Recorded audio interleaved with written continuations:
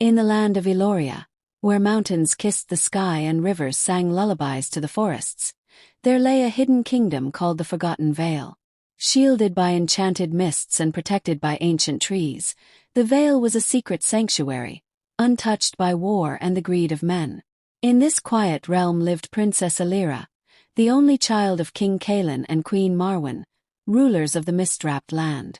Alira was no ordinary princess.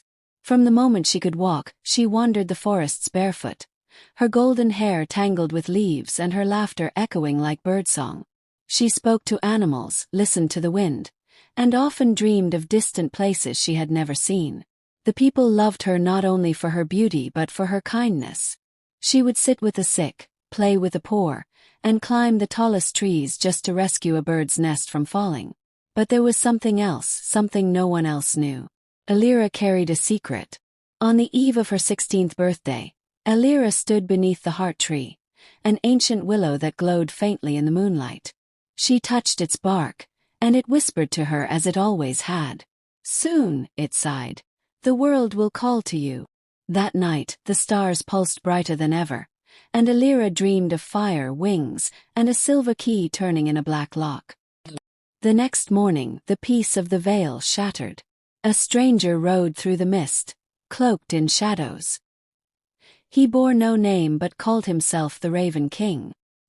His eyes were like frozen iron, and his voice silenced birds. He demanded the Vale's allegiance, and when the king refused, he cast a dark curse across the land. Crops withered, the rivers slowed, and the sky turned a dull, sickly gray. Alira knew then that her time had come. Guided by the heart tree and her dreams, she left the castle in the dead of night. Armed with nothing but a silver pendant her mother had given her as a child and the blessings of the forest spirits, she journeyed into the unknown. Her quest led her beyond the Vale's protective mists and into the world of men and monsters. Alira faced trials that would break even the bravest of warriors. In the Whispering Marsh, she freed a trapped moon serpent who granted her a vial of glowing water that could heal any wound. In the crystal caverns of Nyx, she answered the riddles of the blind dragon Yorith and was given a shard of starglass, sharper than any sword. She crossed the deserts of endless sleep and battled nightmares made flesh, all the while following the whispers of destiny. But it was in the ruins of Caer Valdron that she found the truth.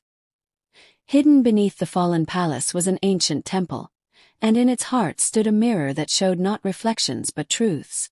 When Alira stepped before it, it revealed what she truly was.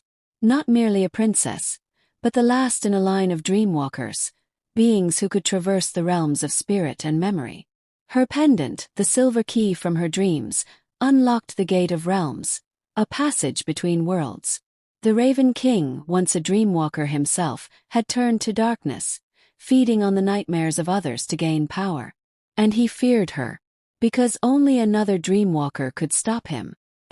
With her true power awakened, Alira returned to the Vale, not in secret but in light. The Raven King was waiting. His dark magic coiled like a storm. The final battle shook the skies and split the earth. Alira, wielding the starglass and the light of the dream realms, faced him alone. She did not destroy him with violence. Instead, she entered his mind through the dream realm and showed him what he had lost. His humanity, his joy, his forgotten name. Weeping, he fell to his knees, and the curse broke like a snapped chain. The veil began to heal. But Alira did not stay. With the Raven King redeemed and the mists lifting, her people no longer needed a protector. They needed a ruler. She crowned her cousin, a wise and gentle noble, to take her place. And then she stepped through the gate of realms, to seek out others lost to darkness, to bring light where no one else dared to go. To this day in Eloria, when the mist rises and the moon shines through the trees, children say they see her, Princess Alira, the Dreamwalker, dancing between the shadows, listening to the wind, and guarding the dreams of those who believe. It had been 3 seasons since Princess Alira walked through the shimmering gate of realms, her silver pendant glowing softly as it vanished behind her. The veil was safe, blooming brighter than ever, yet whispers of her deeds traveled beyond even the farthest kingdoms. Some called her a myth. others a goddess in mortal form. But Alira had not vanished. She had gone deeper, into places where maps faded into mist and where dreams bled into waking life.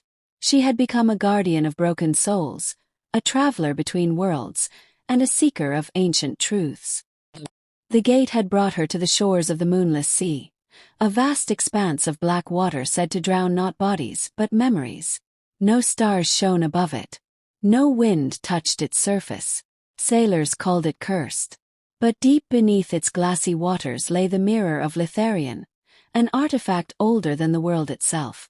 Alira had come seeking it, for a new darkness was rising. She had seen it in 1,000 dream realms, a shape without a name, stealing the light from people's hearts. Whole cities forgotten overnight, entire histories wiped from memory. The mirror, legend said, could show the face of what had never been remembered. But the path to it was unlike anything she had faced. On the edge of the moonless sea stood a lighthouse with no flame, guarded by a girl who never blinked and spoke in riddles. "You seek the mirror?" the girl asked. Her eyes were deep wells of silence. "I seek the truth," Alira replied. "Then give up a truth of your own," the girl said. "One memory forever." Alira hesitated. Then, with steady breath, she placed her hand on the lighthouse door. "I give up the sound of my mother's voice." The air shivered. The girl bowed, and the sea parted. Below the sea, Alira entered a sunken city of glass, Litharian. Echoes drifted through the halls. Laughter without mouths, music without hands. She wandered through corridors of light and sorrow, past statues of weeping kings and mosaics that rearranged themselves when she blinked. At the city's center, resting upon a pedestal of coral, was the mirror. It was not silver. It was not smooth. It was a living thing made of water and flame, time and shadow. When Alira gazed into it, she saw a village erased from memory, its people frozen in smiles they no longer remembered. A child alone in a cradle, forgotten by even the stars. A face, wrapped in mist and cloaked in grief, watching her from the void. It was the Unmaker, the nameless entity devouring the world not by fire, but by forgetting. She understood now. It had no body. It was a wound in reality, feeding on what people refused to remember. Grief, regret, shame. Its strength was not in destruction but in erasure. The mirror offered Alira a gift, a choice. "Step through me," it whispered, "and you may walk through the minds of those the world has forgotten. You may name the nameless. Or turn away and remember who you were." Alira closed her eyes. Her mother's voice was already gone. She could not go back, so she stepped through the mirror. What lay beyond was not a place, but every forgotten place. She walked through an old battlefield where no one remembered the war. She held the hands of children no one knew had lived. She lit candles in abandoned dreams and whispered names into the void. In the minds of a sleeping world, Alira became memory.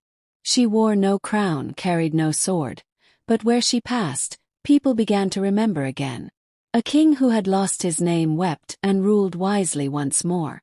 A mother, broken by grief, dreamed of her child and smiled. A painter, lost in madness, awoke and painted the face of a girl with golden hair and forest eyes. Yet with each soul she touched, the Unmaker grew restless. In a forgotten tower, in a forgotten land, it stirred. It sensed her. And for the first time in eons it spoke. "You are not meant to remember. You are not meant to save them. You are meant to fade." But Alira answered with the truth the Unmaker could never destroy. "I am meant to feel, to hold what is broken, to remember what matters. And you are afraid." The battle had not yet come. But Alira now knew her purpose. She was no longer just a dreamwalker. She was a remembrancer, a weaver of memory, a guardian of forgotten things. And the greatest fight of all would not be against swords or sorcery, but against forgetting itself.